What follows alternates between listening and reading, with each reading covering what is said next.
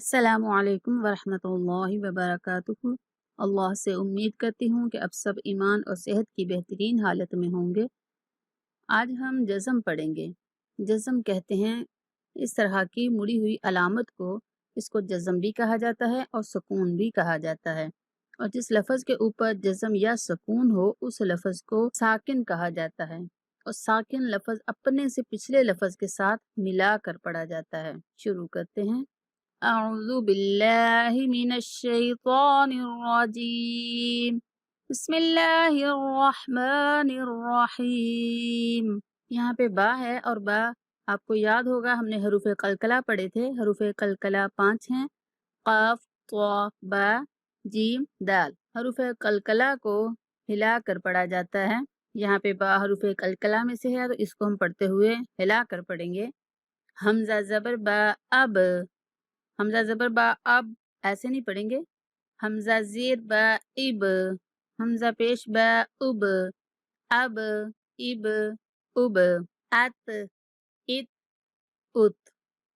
اس، اس، اس۔ اج، اج، اج۔ اح، اح، اح، اخ، اخ، اخ۔ اد، اد، اد۔ زال کو نہایت نرمی کے ساتھ پڑھیں گے۔ از، از، از۔ اور، از، اور۔ از، از، از۔ آپ کو یاد ہوگا زا حروف صفیریہ میں سے ہے، تو اس کو سیٹی جیسی آواز کے ساتھ سختی سے پڑھتے ہیں۔ از، از، از۔ سین بھی حروف صفیریہ میں سے ہے، تو سختی کے ساتھ سیٹی جیسی آواز کے ساتھ اس کو ادا کریں گے۔ اس، اس، اس۔ اش، اش، اش۔ اس۔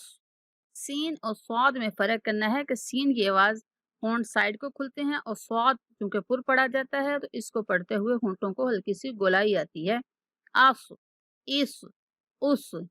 از، از، از۔ ات، ات، ات۔ از، از، از۔ اس میں آپ نے الفاظ کے مخارج کو اچھے سے ذہن میں رکھنا ہے، اور حروف قلقلہ کو بھی ٹھیک سے ادا کرنا ہے۔ اللہ تعالی ہم سب کو قرآن کو سمجھ کر پڑھنے کی توفیق عطا فرمائے، اور قرآن پر عمل کرنے کی توفیق عطا فرمائے۔ دعاؤں میں یاد رکھیں۔ السلام علیکم ورحمۃ اللہ وبرکاتہ۔